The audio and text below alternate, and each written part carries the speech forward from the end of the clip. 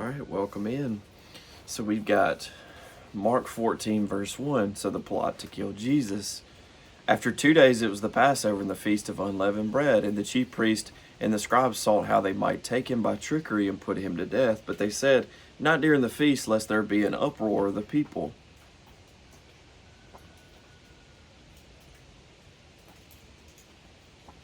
Matthew 26, 1. Now it came to pass when Jesus had finished all these sayings that he said to his disciples, "You know that after 2 days is the Passover, and the Son of Man will be delivered up to be crucified."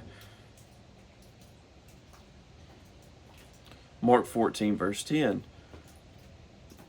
Then Judas Iscariot, one of the 12, went to the chief priests to betray him to them. And when they heard it, they were glad and promised to give him money. So he sought how he might conveniently betray him.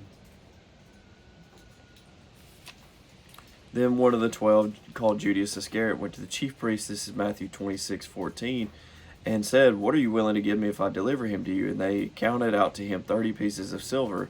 So from that time he sought opportunity to betray him. Luke 22, verse 3 says, "Then Satan entered Judas, surnamed Iscariot, who was numbered among the 12. All right, so Mark 14, verse 2. Now on the first day of unleavened bread, when they killed the Passover lamb, his disciples said to him, "Where do you want us to go and prepare that you may eat the Passover?" And he sent out 2 of his disciples and said to them, "Go into the city, and a man will meet you carrying a pitcher of water. Follow him. Wherever he goes in, say to the master of the house, 'The teacher says, where is the guest room in which I may eat the Passover with my disciples?' Then he will show you a large upper room, furnished and prepared. There make ready for us." So his disciples went out and came into the city and found it just as he had said to them, and they prepared the Passover.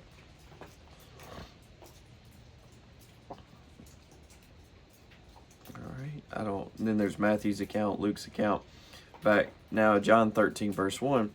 Now before the feast of the Passover, when Jesus knew that his hour had come, that he should depart from this world to the Father, having loved his own who were in the world, he loved them to the end. And supper being ended, the devil having already put into the heart of Judas Iscariot, Simon's son, to betray him, Jesus, knowing that the Father had given all things into his hands, and that he had come from God and was going to God, rose from supper and laid aside his garments, took a towel and girded himself. After that he poured water into a basin and began to wash the disciples' feet, and to wipe them with the towel with which he was girded.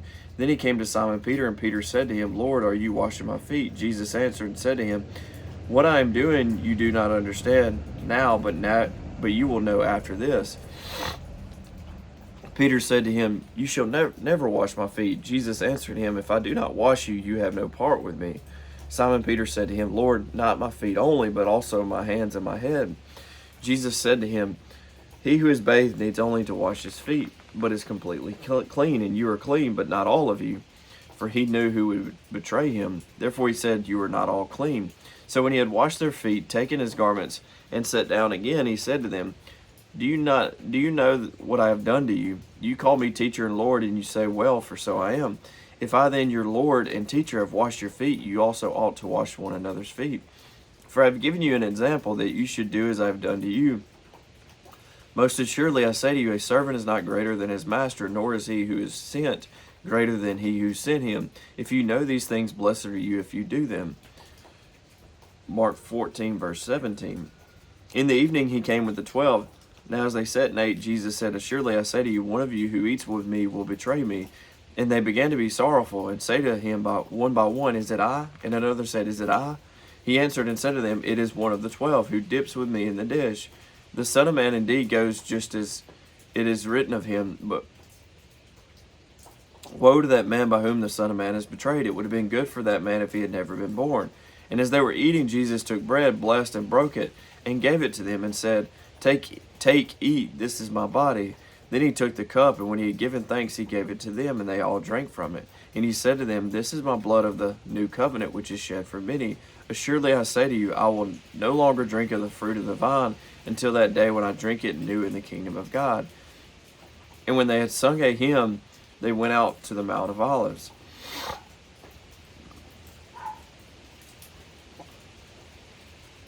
All right, and then Matthew's account, Matthew 26, 20 through 30.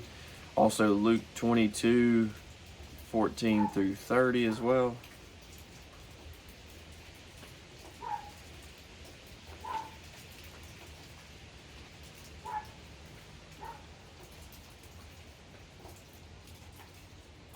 Okay, I'm going to read John's version.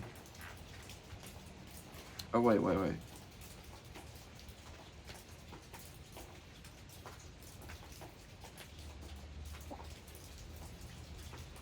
Luke 22, verse 24. Now there was also a dispute among them as to which of them should be considered the greatest. And he said to them, the kings of the Gentiles exercise lordship over them, and those who exercise authority over them are called benefactors, but not so among you. On the contrary, he who is greatest among you, let him be as the younger, and he who governs is he who serves. For who is greater, he who sits at the table or he who serves? Is it not he who sits at the table? Yet I am among you as the one who serves. But you are those who have continued with me in my trials, and I bestow upon you a kingdom just as my Father bestowed one upon me, that you may eat and drink at my table in my kingdom, and sit on thrones judging the 12 tribes of Israel.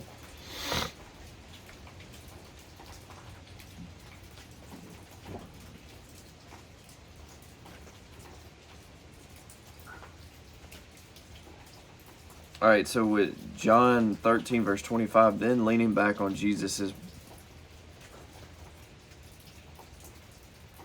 Well, now Simon Peter therefore motioned him to ask who it was of whom he spoke. Then leaning back on Jesus' breast, he said to him, Lord, who is it? Jesus answered, It is he to whom I shall give a piece of bread when I have dipped it. And having dipped the bread, he gave it to Judas Iscariot, the son of Simon. Now after the piece of bread, Satan entered him. Then Jesus said to him, What you do, do quickly. But no one at the table knew for what reason he said this to him. For some thought, because Judas had the money box, that Jesus had said to him, Buy those things we need for the feast, or that he should give something to the poor. Having received the piece of bread, he then went out immediately, and it was night. All right, God bless. Hope you have a good day. Hope you're having a good week this far, and I will see you in the next video. Yeah, go in peace.